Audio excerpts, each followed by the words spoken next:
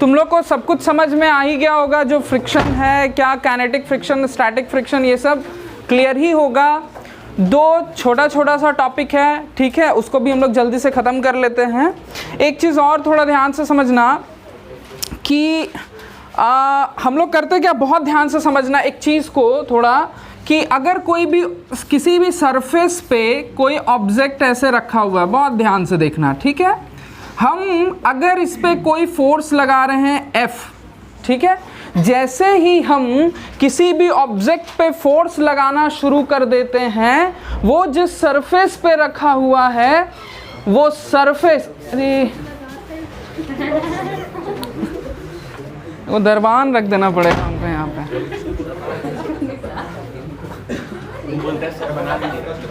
किसको? हाँ वो बनवाना है रे। चलो ध्यान दो बच्चा लोग, ध्यान दो। अगर कोई भी सरफेस है, किसी भी सरफेस पे कोई ऑब्जेक्ट ऐसे रखा हुआ है, जैसे ही हम इस ऑब्जेक्ट पे फोर्स लगाना शुरू करते हैं, छोटा सा भी फोर्स अगर हम इस ऑब्जेक्ट पे लगाएं, तो ये जो सरफेस है जिस पे ये रखा हुआ है, ये इसके ऑपोजिट डायरेक्शन में एक फ्रिक्शनल फोर्स लगाना शुरू कर देता है। धीरे धीरे हम इस फोर्स को बढ़ाते जाते हैं तो फ्रिक्शनल फोर्स भी बढ़ता जाता है। धीरे धीरे इस फोर्स को हम बढ़ा रहे हैं, अप्लाइड फोर्स को, तो फ्रिक्शनल फोर्स भी बढ़ता जा रहा है। अप्लाइड फोर्स को बढ़ाते जाएंगे, फ्रिक्शनल फोर्स भी बढ़ता जाएगा, ऑब्जेक्ट रेस्ट में ही है। अप्लाइड फोर्स को बढ़ाते बढ़ाते एक ऐसा टाइम आएगा कि फ्रिक्शनल फोर्स भी बढ़ता जाएगा, लेकिन उसके बढ़ने का एक लिमिट होगा, उस लिमिट से ऊपर वो नहीं जा पाएगा। फ्रिक्शनल फोर्स बढ़ता है ना, तो वो maximum value of frictional force जब तक ऑब्जेक्ट रेस्ट में है उसको हम लोग लिमिटिंग फ्रिक्शन कहते हैं। उसके बाद आप उससे थोड़ा सा भी ज़्यादा हम अगर फोर्स लगा देंगे तो ऑब्जेक्ट मूव करने लगेगा और उसमें काइनेटिक फ्रिक्शन आ जाएगा। एक इम्पॉर्टेंट बात जो हम लोग को दिमाग में रखना है, हम लिखवाएंगे कि जो कोफिशिएंट ऑफ काइनेटिक फ्रिक्शन होता है वो थोड़ा सा छोटा होता है कोफिशिएंट ऑफ स्टैटिक फ्रिक्शन से, ठीक है। ये बात दिमाग में लिखना, मतलब दिमाग में लिख लो ठीक है। लास्ट हम क्या पढ़ाए हैं थोड़ा वो देख लें। अच्छा, डायरेक्शन स्टैटिक फ्रिक्शन लिखा है, ठीक है। अब थोड़ा सा नोट करके यहाँ पे लिख लो, कुछ एक दो पॉइंट्स नोट करके लिख लेना। नहीं, इस बार कॉपी में ही लिखो, लिख लेना। पहला पॉइंट लिखो, पहला पॉइंट लिखना कि म्यू एस, ऐसे लिखना, mu S is greater than, mu S is greater than mu के, ग्रेटर दैन म्यू के। सेकेंड पॉइंट लिखना, the frictional force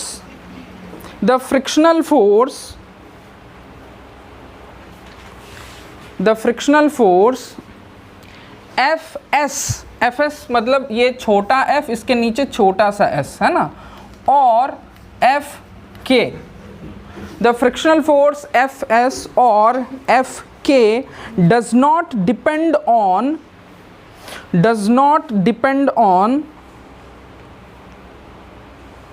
the area of contact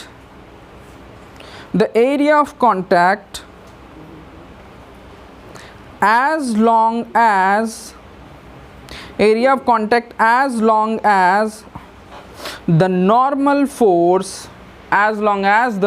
force n, normal force को n से denote करते हैं, capital N, normal force को capital N से denote करते हैं ना। Normal force n is same, normal force n is same, ठीक है, सेम, SAME। चलिए, दो तीन छोटे छोटे पॉइंट था जो हम लोग को दिमाग में रखना था, ठीक है। अब ज़रा ध्यान देते हैं हम लोग, दो एकदम छोटा सा बात है, ध्यान से सुनना। हम हर किसी से पूछेंगे और आदित्य राज से भी हम पूछेंगे। पिछला क्लास नहीं आया था बाबू, तुम पिछला क्लास आया था, ध्यान से सुनना, ठीक है। दो छोटा चीज़ है। देखो, फ्रिक्शन एक ऐसा चैप्टर है ना, आराम से, मतलब एक बार अगर तुम रिवाइज करना चाहो तो हमको लगता है 20 मिनट में तुम ख़त्म कर दोगे, कुछ है ही नहीं। स्टैटिक काइनेटिक फ्रिक्शन हमको पढ़ना है, सीधा सीधी काइनेटिक फ्रिक्शन का म्यू के into normal, static friction mu S into normal, उन दोनों का डायरेक्शन जानना है, ख़त्म हो गया है क्या। 20 मिनट तुम ज़्यादा ही बोल दिए, 3 मिनट में ख़त्म हो गया। लेकिन अगर तुम 2-4 को न्यूमेरिकल और रिवाइज करना चाहते हो तो वो भी ऐड अप हो जाएगा। ध्यान देना, 2 एंगल होता है, एक हम लोग एंगल ऑफ फ्रिक्शन के बारे में पढ़े हैं कि एंगल ऑफ फ्रिक्शन क्या होता है, ठीक है। तो हम लोग इस चीज़ को सबसे पहले देख रहे हैं कि एंगल ऑफ फ्रिक्शन क्या होता है, ठीक है। 90% बच्चा तो नहीं रिवाइज करता है। आदित्य राज, थोड़ा बता पाओगे एंगल ऑफ फ्रिक्शन क्या होता है? थोड़ा जोर से बोलो बाबू। B/A।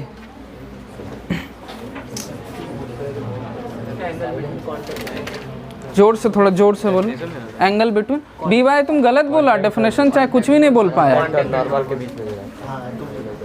सही बोला तो, हाँ तुम भी, वो भी सही बोला कि जो कांटेक्ट फोर्स होता है, रिजल्टेंट कांटेक्ट फोर्स और नॉर्मल के बीच के एंगल को हम लोग एंगल ऑफ फ्रिक्शन कहते हैं, है ना।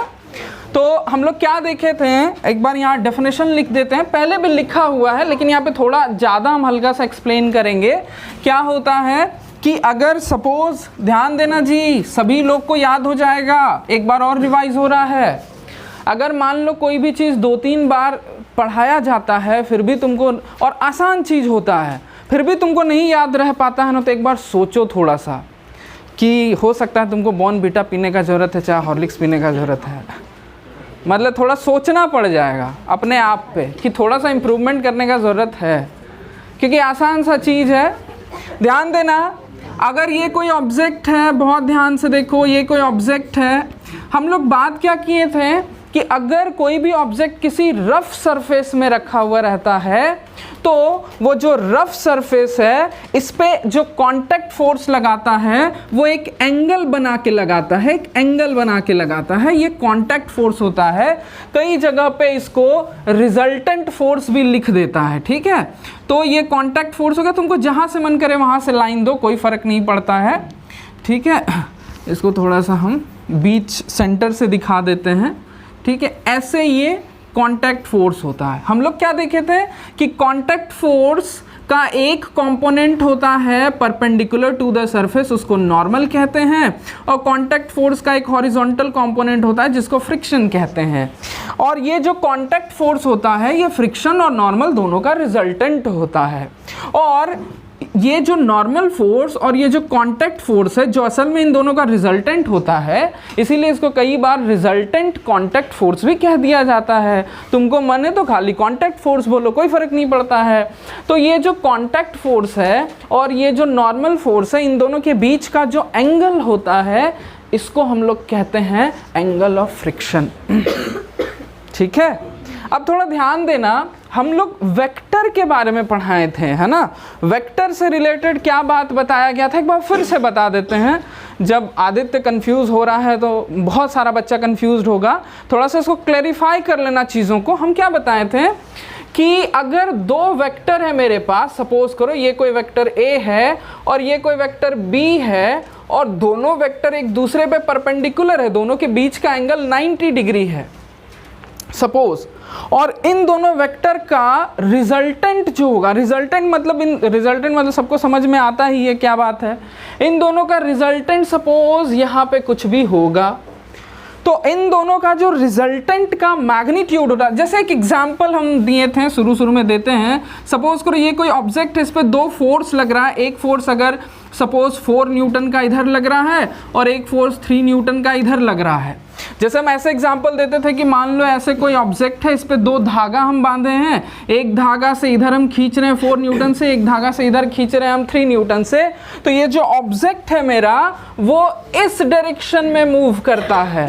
क्यों? क्योंकि इस ऑब्जेक्ट पे इन दोनों का के बदले एक नेट फोर्स इस डायरेक्शन में लगता है, उसको हम लोग रिजल्टेंट फोर्स कहते हैं। ये ऑब्जेक्ट ना तो इधर मूव करता ना इधर मूव करता, ये ऑब्जेक्ट इधर मूव करेगा, अच्छी तरह से समझाएं तो एकदम शुरू में जब क्लास स्टार्ट हुआ था तो होता क्या है कि एक्चुअली ये ऑब्जेक्ट इस डायरेक्शन में इसलिए मूव करता है क्योंकि इस डायरेक्शन में इन दोनों का सम मतलब रिजल्टेंट वेक्टर सम इस डायरेक्शन में लगता है और ये ऑब्जेक्ट इधर मूव करता है। तो अगर दो वेक्टर आपस में परपेंडिकुलर होता है तो उनका जो रिजल्टेंट होता है उसका जो वैल्यू होता है वो ऐसे निकाला जाता है, पहला वेक्टर का मैग्नीट्यूड का स्क्वायर प्लस दूसरा वेक्टर का मैग्नीट्यूड का स्क्वायर अंडर रूट। इस केस में जो रिजल्टेंट होगा वो 4 का स्क्वायर यानी 16 प्लस 3 का स्क्वायर 9 अंडर रूट 25 का रूट 5 आ जाएगा, 5 न्यूटन आ जाएगा। और अगर तुम किसी भी एक वेक्टर से रिजल्टेंट का एंगल निकालना चाहो, जैसे सपोज करो हम ये जानना चाहते हैं कि ये बॉडी जो है वो किस डायरेक्शन में जा रहा है, हम खाली इतना जान लेंगे कि इस पे नेट फोर्स कितना लग रहा है 5 न्यूटन तो काम नहीं चलेगा। हम ये जानना चाहेंगे कि हॉरिजॉन्टल से कितना एंगल बना के वो बॉडी उधर जाएगा। तो अगर हम ये वाला एंगल निकालना चाहेंगे जिसको अल्फा कहते हैं या कुछ भी किसी से डिनोट करो, तो तुम अगर किसी से भी एंगल निकाल सकते हो, तुम चाहो तो 3 न्यूटन से भी रिजल्टेंट का एंगल निकाल सकते हो, चाहो तो 4 न्यूटन से भी रिजल्टेंट, समझना 4 न्यूटन से भी रिजल्टेंट का एंगल निकाल सकते हो। तो तुम जिस भी वेक्टर से रिजल्टेंट का एंगल निकालना चाहो, तुम अगर ए ही से निकालना चाह रहे हो तो फॉर्मूला होता है tan alpha is equal to B by A, जहाँ पे b क्या होता है, सेकंड वाला फोर्स होता है या सेकंड वाला वेक्टर होता है और a वो वाला वेक्टर होता है जिससे तुम एंगल निकालना चाहते हो। ठीक है, तो इस सिचुएशन में जो tan अल्फा हो जाएगा, यहाँ पे b कौन हो जाएगा 3 न्यूटन और a हो जाएगा 4 न्यूटन, जिसके साथ हम एंगल निकालना चाहते हैं वो वाला a कहलाता है, फर्स्ट वेक्टर होता है। ठीक है, यही चीज़ हम इसमें अप्लाई करते हैं। हमको अल्फा निकालना है तो हम यहाँ पे tan अल्फा लिखते हैं, tan alpha is equal to B by A लिखना है। यहाँ पे b कौन होगा, जिसके साथ एंगल निकालना है उसके अलावा जो है, हमको एंगल निकालना है नॉर्मल के साथ तो नॉर्मल b होगा और फ्रिक्शन जो होगा वो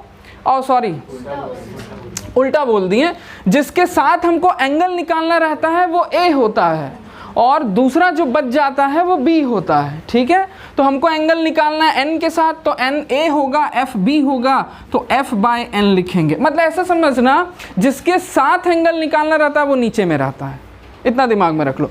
अगर हमको ये वाला एंगल निकालने बोलता ना कि resultant contact force frictional force से कितना एंगल बना रहा है ये निकालो, मान लो इस वाले एंगल को हम थीटा नाम दे रहे हैं, अगर ऐसा बोलता, ऐसा नहीं बोलता है वैसे, क्योंकि इस वाले एंगल का एक स्पेशल नाम रहता है एंगल ऑफ फ्रिक्शन, इसीलिए इसको निकालने बोलता है। लेकिन अगर बाई चांस इसको निकालने बोलता है तो इसको ऐसे निकालते हैं, tan theta is equal to जिसके साथ एंगल निकालना है वो नीचे रहेगा और दूसरा वाला ऊपर रहेगा।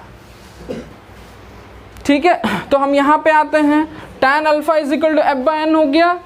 ठीक है, अब बहुत ध्यान से देखना रे बच्चा लोग कि जो फ्रिक्शनल फोर्स होता है वो अगर काइनेटिक है तो म्यू के एन है, स्टैटिक है तो म्यू एस एन है, जो भी है जिस भी सिचुएशन में रहेगा म्यू इंटू नॉर्मल होगा। स्टैटिक है तो म्यू एस, काइनेटिक है तो म्यू के हो जाता है और यहाँ पे एन है, एन एन कट जाएगा, तो जो tan अल्फा होगा वो म्यू के बराबर होगा।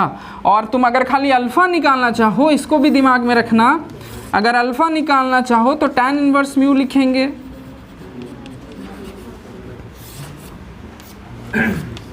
ठीक है, तो ध्यान देना, जो अल्फ़ा होता है जिसको कि हम एंगल ऑफ फ्रिक्शन कहते हैं वो tan इनवर्स ऑफ म्यू होता है, जहाँ पे म्यू क्या कहलाता है, कोफिशिएंट ऑफ फ्रिक्शन। अगर स्टैटिक है तो coefficient of static friction, kinetic है अगर ऑब्जेक्ट मूव कर रहा है तो कोफिशिएंट ऑफ काइनेटिक फ्रिक्शन। जो भी हो, जैसा भी सिचुएशन हो, यहाँ म्यू एस या म्यू के डला जाएगा, इसलिए जनरल हम यहाँ पे खाली म्यू लिख के छोड़ दिए। बात समझ में आ गया, कॉपी कर लो।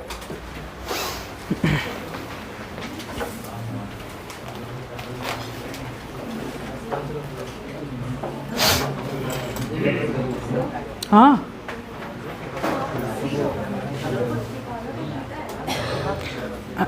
इस जगह की बात कर रही हो, कहाँ, किसके जगह में, यहाँ n की जगह पे c होगा, ओ यहाँ पे कहीं पे भी c नहीं होगा। ध्यान देना, जो एक दूसरे के परपेंडिकुलर होता है वही यूज होता है। तुम यहाँ पे देखो, यहाँ a यूज हो रहा है, b यूज हो रहा है, बीच वाला फोर्स यूज हो रहा है क्या, तो यहाँ पे भी या तो n यूज होगा या f यूज होगा, बीच वाला थोड़ी यूज होगा।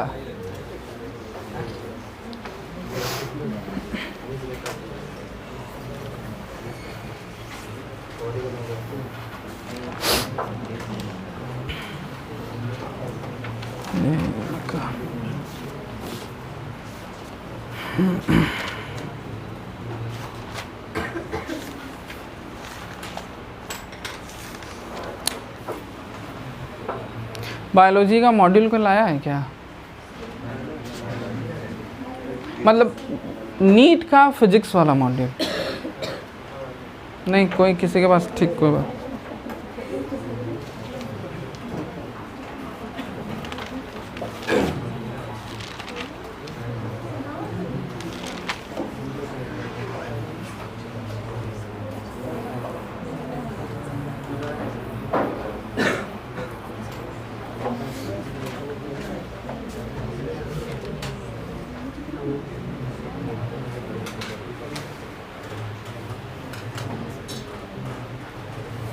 हो गया, लिख लिया सब लोग?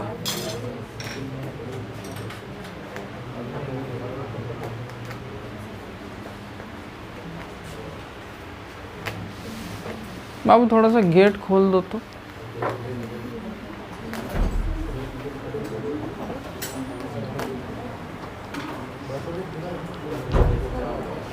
हाँ, थोड़ा सा हवा आएगा तो अच्छा लगेगा ऐसे।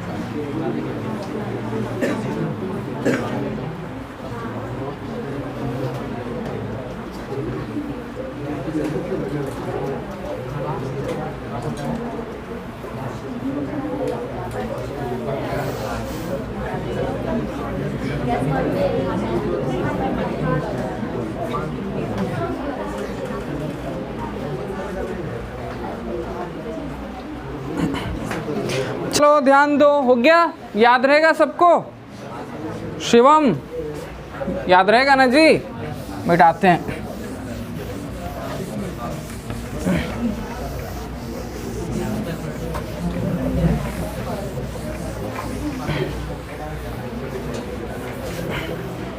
नेक्स्ट ध्यान दो, नेक्स्ट जो टॉपिक हमको पढ़ना है उसको हम लोग बोलते हैं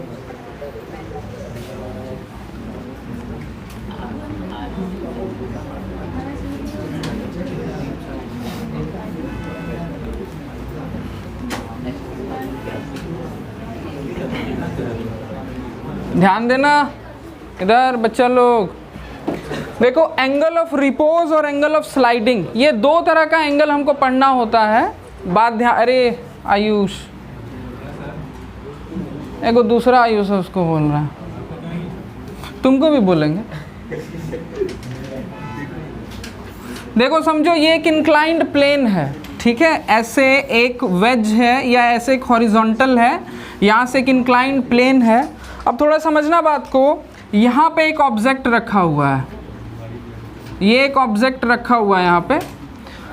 अब समझो शुरू में ऐसा मान के चलो कि ये थोड़ा सा कम ही एंगल था, मान लो यहाँ तक था।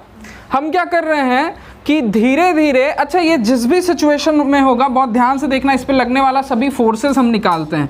किसी भी सिचुएशन में अगर यहाँ पे एंगल सपोज करो थीटा है, किसी भी सिचुएशन में अगर एंगल थीटा है किसी भी सिचुएशन में, एक बात और ध्यान देना, हम कर क्या रहे हैं, हम धीरे धीरे ये जो एंगल थीटा है इसको बढ़ा रहे हैं, यानी इसका जो इंक्लिनेशन है इसको जो धीरे धीरे हम ऐसे धीरे धीरे उठाते जा रहे हैं, ठीक है। ये यहाँ पे नीचे में कहीं पे था, हम धीरे धीरे इसको उठाते जा रहे हैं।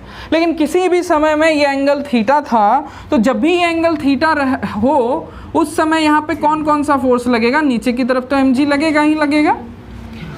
आदित्य बताना थोड़ा इस डायरेक्शन में कौन सा फोर्स लगेगा। अच्छा अब तुमको दिखाते हैं कितना बच्चा बता सकता है, ठीक है। ऐसे तो हम गिन के बता देंगे कि कौन कौन बच्चा बता सकता है, लेकिन हमको लगता है कम से कम 50% बच्चा तो ज़रूर बता देगा।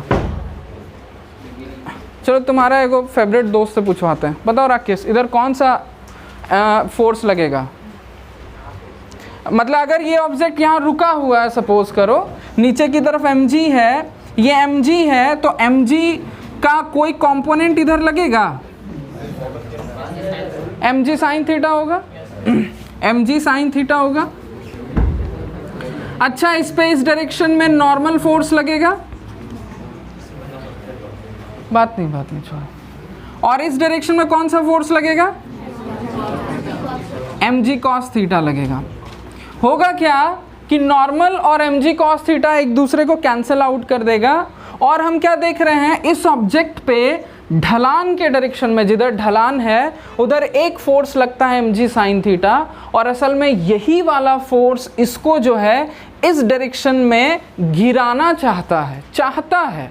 ज़रूरी नहीं है गिरा ही देगा, क्योंकि हम हर ऑब्जेक्ट पे हम फोर्स लगाते हैं तो ज़रूरी नहीं होता वो फोर्स उस ऑब्जेक्ट को एक्सेलरेट कर देगा। मान लो एगो हाथी को पकड़ के हम ऐसे खींच रहे हैं तो मेरा फोर्स वो हाथी को खिसकाइए देगा क्या, अगर वो नहीं चलना चाहा तो इस पे फोर्स लग ज़रूर रहा है इस डायरेक्शन में mg साइन थीटा, लेकिन ज़रूरी नहीं कि वो इसको नीचे की तरफ गिरा ही देगा, लग रहा है। लेकिन एक बात थोड़ा ध्यान देना, अगर हम धीरे धीरे इस एंगल को बढ़ाते जाएं, थीटा बढ़ते जाए, तो अगर थीटा बढ़ता है तो साइन थीटा भी बढ़ता है, और साइन थीटा बढ़ेगा तो mg साइन थीटा भी बढ़ेगा। अरे बस करो भाई, अभी तो बाहर से आए, इतना जोशिया कह रहा है तुम। अब तुम भी क्या क्या प्रॉब्लम हो गया बता। ओ सो बता रहा है, हमसे पूछ लेना बाबू। अब बगल में जो शिवम मिश्रा बैठा उससे पूछ लो। चलो देखो यहाँ, तो इस ऑब्जेक्ट पे इस डायरेक्शन में जो फोर्स लग रहा है वो mg साइन थीटा, थीटा बढ़ेगा, साइन थीटा बढ़ेगा तो mg साइन थीटा बढ़ेगा। जैसे जैसे ये एंगल हम बढ़ाते जाएंगे, बहुत ध्यान से सुनना एक इंपॉर्टेंट बात, इस पे इस डायरेक्शन में ढलान के डायरेक्शन में mg साइन थीटा फोर्स लग रहा है किसी भी सिचुएशन में। हम लोग को ये बात पता है कि अगर ये इंक्लाइन रफ सरफेस रहा तो ये ऑब्जेक्ट जिधर ढलना चाहता है उसके ऑपोजिट डायरेक्शन में ये रफ सरफेस जो है इस पे फ्रिक्शनल फोर्स लगाता है, जो कि इसके बराबर होता है। ध्यान से सुनना, और ये फ्रिक्शनल फोर्स इसको कैंसल आउट कर देता है और इसको रोक के रखता है। एक्चुअली इस पे इस डायरेक्शन में mg साइन थीटा फोर्स लग रहा है, लेकिन फिर भी ये नीचे की तरफ नहीं ढल रहा है। क्यों? क्योंकि ये नीचे की तरफ ढलने को टेंड हुआ तो इस पे ऊपर की तरफ जो है फ्रिक्शनल फोर्स F लगना चालू हो जाता है, जो कि इस फोर्स के बराबर होता है और ऑपोजिट होता है, तो इसको कैंसल आउट करके इस पे नेट फोर्स इस डायरेक्शन में 0 कर देता है और ये रुका का रुका रह जाता है। अगर ये रफ है तो, अगर इंक्लाइन रफ नहीं है तो इस पे छोटा सा भी फोर्स लगेगा तो ये ढलने लगेगा। ये सब बात हम लोग देख चुके थे। अब ध्यान देना, अगर हम थीटा बढ़ाते जाएंगे तो mg साइन थीटा बढ़ते जाएगा, mg साइन थीटा बढ़ते जाएगा तो ये फ्रिक्शनल फोर्स भी बढ़ते जाएगा, है ना। और फिर क्या होगा, धीरे धीरे थीटा बढ़ते जाएगा, mg साइन थीटा बढ़ते जाएगा, फ्रिक्शनल फोर्स बढ़ते जाएगा। लेकिन एक ऐसा टाइम आएगा कि फ्रिक्शनल फोर्स अपने आप को बढ़ाते बढ़ाते लिमिटिंग फ्रिक्शन तक पहुंच जाएगा, उसके बाद फिर अपने आप को नहीं बढ़ा पाएगा, है ना। तो अगर सिचुएशन लिमिटिंग फ्रिक्शन का आ गया, सपोज करो सिचुएशन लिमिटिंग फ्रिक्शन का है, यानी हम एंगल को बढ़ाते बढ़ाते उस एंगल तक पहुंचा दिए हैं जब mg साइन थीटा का वैल्यू इतना बड़ा हो गया कि फ्रिक्शनल फोर्स अब उसके बराबर है, लेकिन अब अगर mg साइन थीटा बढ़ेगा तो फ्रिक्शनल फोर्स उसके इतना बड़ा नहीं हो पाएगा। अब यहाँ पे ये बस बोल दे रहा है कि अब इससे आगे नहीं बढ़ पाएंगे फ्रिक्शनल फोर्स, तो इस समय जो फ्रिक्शनल फोर्स होता है इसको हम F मैक्स कहते हैं या लिमिटिंग फ्रिक्शन कहते हैं, FL कहते हैं। ये बात तो सबको पता है कि फ्रिक्शनल फोर्स बढ़ते बढ़ते उस वैल्यू तक पहुंच जाता है कि उसके बाद वो अब नहीं बढ़ पाता है, उसको हम मैक्सिमम स्टैटिक फ्रिक्शनल फोर्स कहते हैं। बात समझ में आया। अब अगर इससे थोड़ा सा भी एंगल हम बढ़ा देंगे ज़्यादा तो mg साइन थीटा बढ़ जाएगा, लेकिन फ्रिक्शनल फोर्स F मैक्स से ज़्यादा नहीं बढ़ पाएगा, तो इस डायरेक्शन में हमको नेट फोर्स मिल जाएगा mg sine theta minus F max, और ये ऑब्जेक्ट इस डायरेक्शन में ढलना चालू हो जाएगा। बात समझ में आ रहा है क्या बता रहे हैं? 100% क्लियर होना चाहिए, ठीक है, समझ रही हो? तो जब वो मैक्सिमम सिचुएशन रहता है कि वो मैक्सिमम एंगल जहाँ पे ऑब्जेक्ट रुका हुआ है, अगर उससे आप थोड़ा सा भी एंगल बढ़ाइएगा तो ऑब्जेक्ट ढलना चालू हो जाएगा, ठीक है। उस मैक्सिमम एंगल को ही हम लोग एंगल ऑफ रिपोज या एंगल ऑफ स्लाइडिंग कहते हैं। वो मैक्सिमम एंगल जहाँ तक ऑब्जेक्ट रुका हुआ रहे, हम एंगल बढ़ा रहे हैं, मान लो हम 0 डिग्री से 1 डिग्री, 2 डिग्री, 30 डिग्री, 40 डिग्री, है ना, मान लो 69.999 डिग्री तक ले आए, ऑब्जेक्ट रुका हुआ है ना, मान लो 60 डिग्री तक ले आए, ऑब्जेक्ट रुका हुआ है। अगर 60.0001 डिग्री भी कर दिए, ऑब्जेक्ट ढलना चालू हो जाएगा। तो वो जो 60 डिग्री है वो मैक्सिमम एंगल ऑफ इंक्लिनेशन, ये वाला वो मैक्सिमम एंगल ऑफ इंक्लिनेशन जहाँ पर ऑब्जेक्ट रुका हुआ रहता है, जहाँ तक ऑब्जेक्ट रुका हुआ रहता है, उसी को हम एंगल ऑफ रिपोज कहते हैं। क्लियर है बात? ठीक है। तो हम सिचुएशन, अब डेफिनेशन लिखाएंगे, पहले हम फिगर समझा देते हैं और एंगल ऑफ रिपोज को कैलकुलेट भी कर लेते हैं। यहाँ पे सपोज करो हम एंगल ऑफ रिपोज को थीटा ही नाम दे देते हैं, एक एग्जांपल मान लो, कुछ भी लिख सकते हो, ठीक है। तुम चलो, हाँ ठीक है, थीटा ही रहने देते हैं, ठीक। अब देखो समझना ध्यान से कि जब ये थीटा एंगल ऑफ रिपोज पे, एक काम करते हैं, इसको हम लैम्डा नाम दे देते हैं। मान लो थीटा हम जनरल एंगल को दे रहे हैं, थीटा है angle incline, angle of inclination, ये धीरे धीरे बढ़ रहा है, बढ़ते बढ़ते ये एंगल ऑफ रिपोज पे पहुंच गया, यानी सपोज करो लैम्डा आ गया, एक एग्जांपल ले लेते हैं, ठीक है। या सपोज करते हैं हम बीटा आ गया, बीटा लेटर दे देते हैं।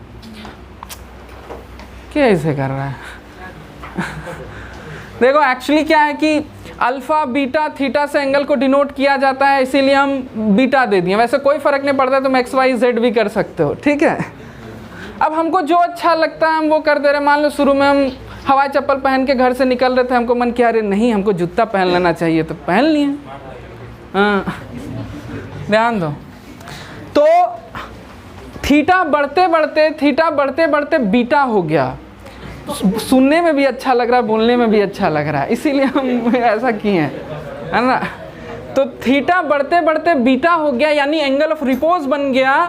अब अगर थीटा को आप बीटा से थोड़ा सा भी बढ़ाइएगा तो ये ढलने लगेगा।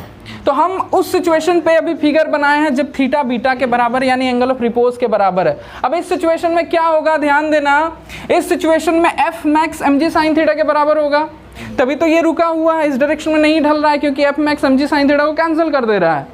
तो हम क्या देख रहे हैं इस सिचुएशन में कि एफ मैक्स जो होगा, एफ मैक्स होगा वो एम जी साइन थीटा को कैंसिल कर देगा, या ऐसे हम लिख सकते हैं कि एम जी साइन थीटा जो होगा, बहुत ध्यान से देखना, ये एफ मैक्स के बराबर होगा, लेकिन यहाँ पे जो मेरा थीटा है वो बीटा बन गया है ना, बात समझना। तो यहाँ पे अगर ये बीटा हम लिख देते हैं तो यहाँ पे भी हम बीटा लिख देते हैं, यहाँ पे भी हम बीटा लिख देते हैं, ठीक है।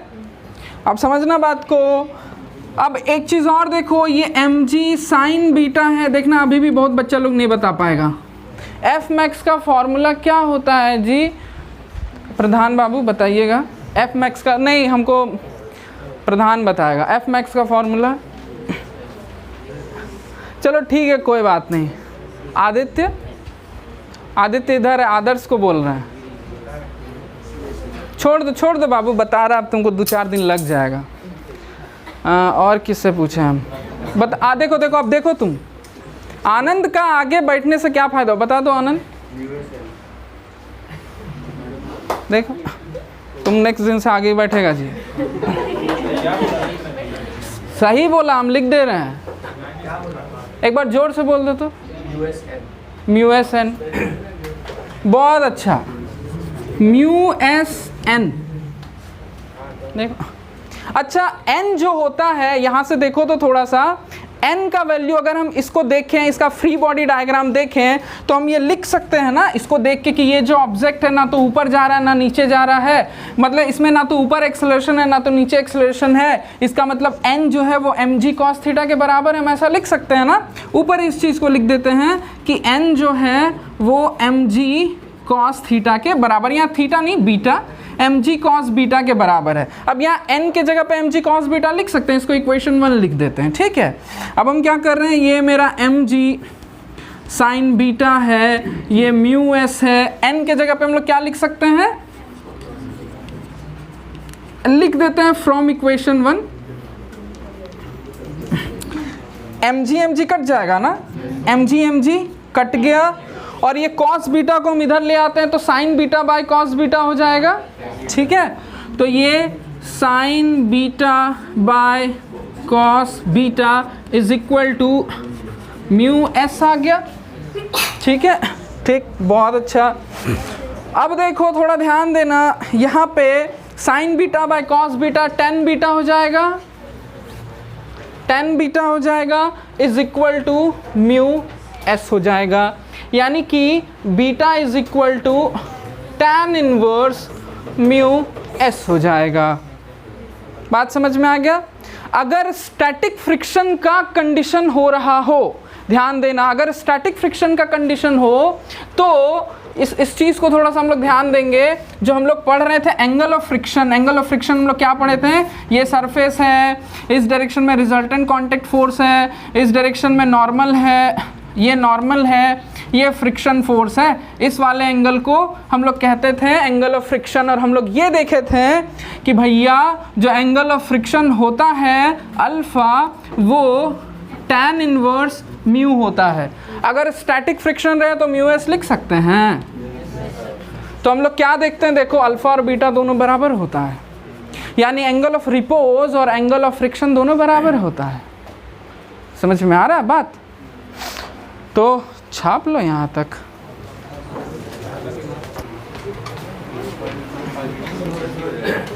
ठीक है, बहुत सिंपल क्वेश्चन है, कुछ नहीं दिया हुआ है। फोर्स, हॉरिजॉन्टल फोर्स दिया ही नहीं है, तुमको क्या निकालना है, फ्रिक्शन फोर्स।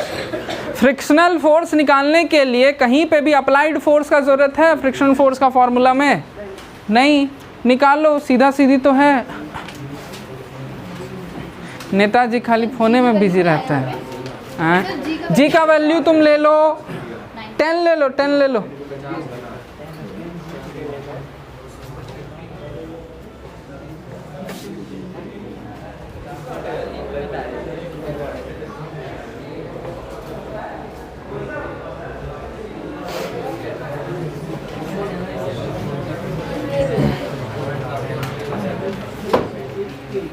कितना आया?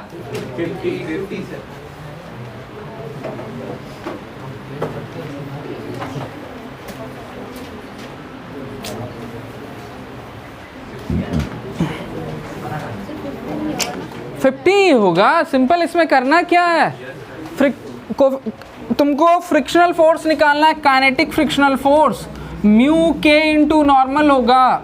एक सरफेस पे एक ऑब्जेक्ट है, ऑब्जेक्ट का मास कितना है जी? 20 kg इसका मास है। इस पे इस डायरेक्शन में कोई एक फोर्स लग रहा है, अप्लाइड फोर्स है। अच्छा, इस पे नीचे की तरफ mg लगेगा, ऊपर की तरफ नॉर्मल लगेगा, ये इस डायरेक्शन में मूव कर रहा है तो इस डायरेक्शन में फ्रिक्शनल फोर्स लगेगा, काइनेटिक फ्रिक्शनल फोर्स। ठीक है, काइनेटिक फ्रिक्शनल फोर्स हम लोग को पता है। यहाँ से देखें तो normal force is equal to mg होगा, क्योंकि हम बहुत बार कर चुके हैं, कितना बार बार एक ही बात बोलते जाएं। मास कितना दिया? 20, तो 20 है जी। अगर 10 ले लेते हैं तो ये 200 हो जाएगा न्यूटन नॉर्मल फोर्स। और हम लोग जानते हैं कि एफ के जो होता है वो म्यू के इंटू नॉर्मल होता है। म्यू के का वैल्यू 0.25 इंटू नॉर्मल, अगर हम 200 ले लेते हैं 50 न्यूटन आ गया। कितना सिंपल है।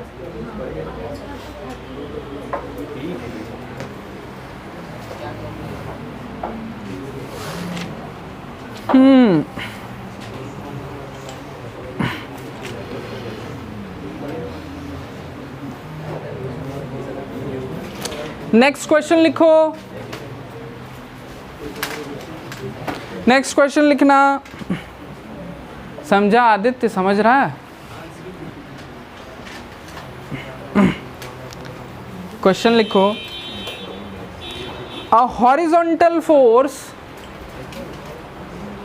A horizontal force of 20 Newton. A horizontal force of 20 Newton is applied to the A horizontal force of 20 Newton is applied to the block. Applied to the block. तुम समझ रही है? हाँ? A horizontal force of 20 Newton is applied to the block of mass 4 kg. Block of mass 4 kg. Resting on a rough horizontal table. Rough horizontal table, full stop. If the block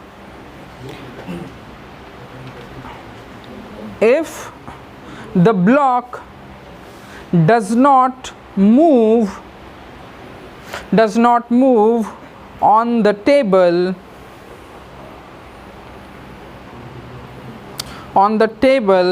comma देना, how much frictional force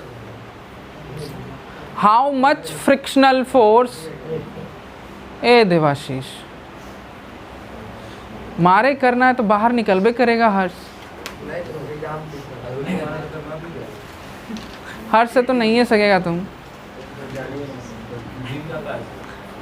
वो हमको पता है। चलो क्या लिखवा रहे थे?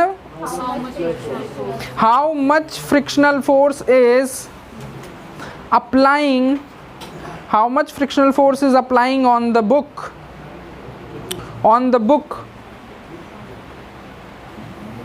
ठीक है, क्वेश्चन मार्क। उसके बाद लिखना what can be said, question mark के बाद what can be said about the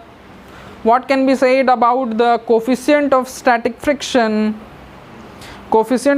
friction between the block and the table।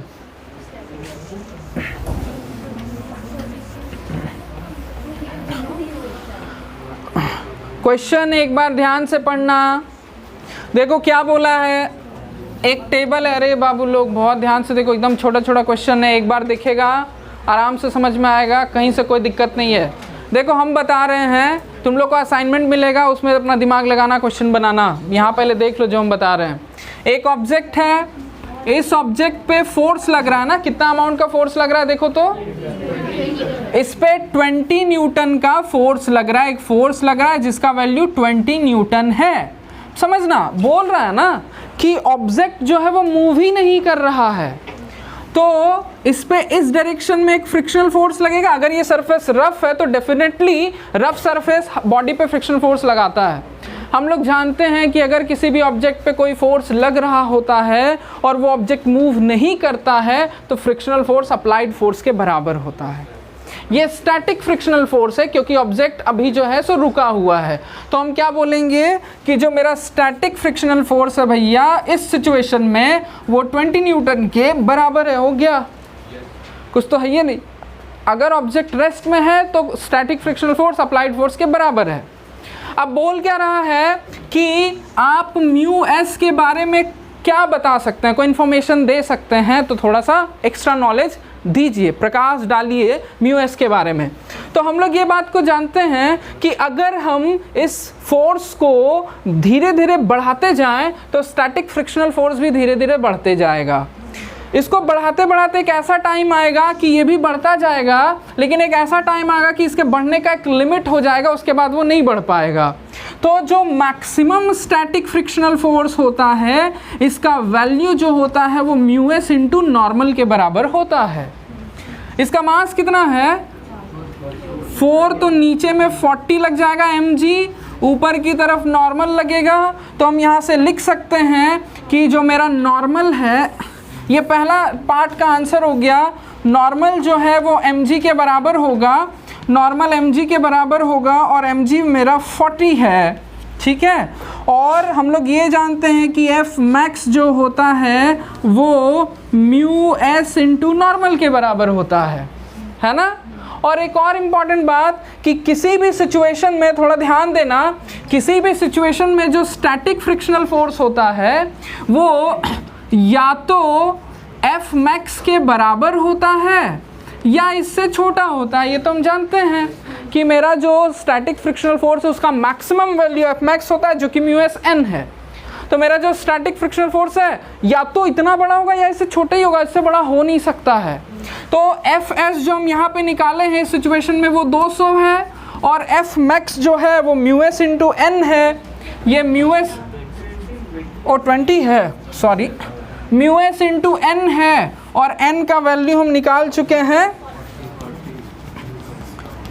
है ना। तो ये म्यू एस इंटू 40 हम यहाँ पे लिख देते हैं, म्यू एस इंटू 40। हम इसको अगर काट दें तो हम ऐसे लिख सकते हैं, म्यू एस को इधर ही रहने देते हैं, 40 को इधर ले आते हैं, तो 1/2 हो जाएगा। यानी म्यू एस का वैल्यू 1/2 से के इक्वल होगा, या उस, हाँ मतलब म्यू एस का वैल्यू जो होगा वो 1/2 से या तो बड़ा होगा या उसके बराबर होगा। Mu S is greater than, ये उधर उस साइड है ना, तो mu S is greater than equal to 1/2 होगा। म्यू एस के बारे में हम ये बात बता सकते हैं कि म्यू एस का वैल्यू या तो 1/2 के बराबर होगा या उससे बड़ा ही होगा, उससे छोटा नहीं होगा। ये इंफॉर्मेशन हम बता सकते हैं म्यू एस के बारे में। कर लो कॉपी। क्या सिचुएशन है, एक ब्लॉक यहाँ पे है 2 kg का, बहुत ध्यान से देखना। एक ब्लॉक है 2 kg का, ये ऐसे पुल्ली से होता हुआ यहाँ पे रस्सी गया, यहाँ पे एक ब्लॉक है m मास का, m मास का ब्लॉक है, ये 2 kg का ब्लॉक है। अब देखो क्या बोल रहा है, ध्यान से देखो कि यहाँ पे डेफिनेटली अगर कुछ मास होगा तो ऐसा, अगर ये सरफेस रफ है, अगर ये सरफेस रफ नहीं होता ना तो यहाँ पे कुछ भी मास होता है ये इधर स्लाइड करता, लेकिन यहाँ पे रफ है तो अगर ये छोटा मास है तो ये स्लाइड नहीं कर पाएगा, ये लटकते रह जाएगा, है ना। लेकिन अगर धीरे धीरे मास बढ़ाते, देखो समझना थोड़ा सा क्या क्या सिचुएशन होता है। यहाँ पे नीचे की तरफ mg लगेगा, ऊपर की तरफ टेंशन लगेगा, और होगा क्या, इस जगह पे भी यहाँ पे टेंशन लगेगा, ध्यान देना, क्योंकि यहाँ से यहाँ तक रस्सी सेम है। इस पे अगर देखें हम तो नीचे की तरफ mg लगेगा, g का वैल्यू 10 लेना है तो 20 लगेगा, और ऊपर की तरफ नॉर्मल लगेगा, और अगर ये रुका हुआ है तो इस डायरेक्शन में स्टैटिक फ्रिक्शनल फोर्स लगेगा। अब देखो क्वेश्चन क्या बोलता है कि वो maximum value of m such that कि उस टाइम ये रुका हुआ रहे। मैक्सिमम वैल्यू बोल रहा है, मतलब ये तुम्हारा लिमिटिंग फ्रिक्शन का केस बन रहा है। मतलब अगर हम इसको, ये छोटा है तो ये रुका ही रहेगा, धीरे धीरे इसको बढ़ा रहे हैं बढ़ाते बढ़ाते वो मैक्सिमम वैल्यू ऑफ m जहाँ तक ये रुका हुआ रहे, है ना, तो उसको हम लोग कहते हैं लिमिटिंग फ्रिक्शन का सिचुएशन। तो उस समय ये जो फ्रिक्शनल फोर्स है वो एफ मैक्स हो जाएगा मेरे लिए। अब यहाँ पे ये अगर रुका हुआ है, ये भी रुका हुआ है, तो हम यहाँ से लिख सकते हैं इक्वेशन कि tension is equal to mg होगा, है ना। g का वैल्यू 10 लेना है तो tension is equal to 10m हो जाएगा, g का वैल्यू 10 ले लिए तो इक्वेशन 1 हो गया। अगर हम यहाँ से देखें, बहुत ध्यान से देखना, यहाँ से देखें तो नॉर्मल को 20 लिख सकते हैं, और ये चल नहीं रहा तो t is equal to F max होगा, t is equal to F max होगा। t is equal to F max क्या होता है, mu S into normal. t is equal mu S का वैल्यू 0.2 और नॉर्मल का वैल्यू हम लोग निकाल चुके हैं 20, और हमको निकालना क्या है, m निकालना है, ठीक है। और देखो t का वैल्यू हम लोग यहाँ से इक्वेशन 1 से लिख देते हैं 10m, तो 10m इज इक्वल टू ये 4 हो जाएगा, m इज इक्वल टू 4/10 यानी कि 0.4 kg। कुछ तो है नहीं, ठीक है, लिख लेना और कहीं जाना नहीं, तुम लोग बैठे रहो। पहले इसको लिख लो, ठीक है। इसी में डाउट है क्या? बोलो। ये जो सिचुएशन है एफ जो है वो ग्रेटर देन और लेस देन और इक्वल टू है एफ मैक्स। हाँ, तो सर यहाँ पे ये दोनों इक्वल कैसे हो सकता है? इक्वल तो है ही नहीं, इसकी इक्वेशन बना है ऐसे। अच्छा, ये जो तुम्हारा इस फिगर में, ये तो नॉर्मल सा फिगर है, क्वेश्चन 2 पार्ट में है, ये पहले पार्ट के लिए है। हाँ, तो पहले पार्ट में रेस्ट में होने के लिए हाँ एफएस जो है वो छोटा होना चाहिए। नहीं, इसमें अप्लाई कर रहे हैं उससे कभी नहीं, जब तक रेस्ट में है तब तक अप्लाइड फोर्स के बराबर होता है ये। सर अगर हम लोग कम फोर्स डाल रहे हैं और फ्रिक्शन ज़्यादा है, ऐसा कभी नहीं होता है। अगर कम फोर्स डाल रहे हैं, फ्रिक्शन ज़्यादा रहेगा तब तो फ्रिक्शन की तरफ चलने लगेगा ऑब्जेक्ट। ऐसे मतलब दोनों को हमेशा इक्वल। दोनों हमेशा इक्वल रहता है, जब तक ऑब्जेक्ट रेस्ट में है फ्रिक्शनल फोर्स अप्लाइड फोर्स के बराबर रहता है। पढ़ो, लिखा दिए क्लियरली एकदम, ठीक है।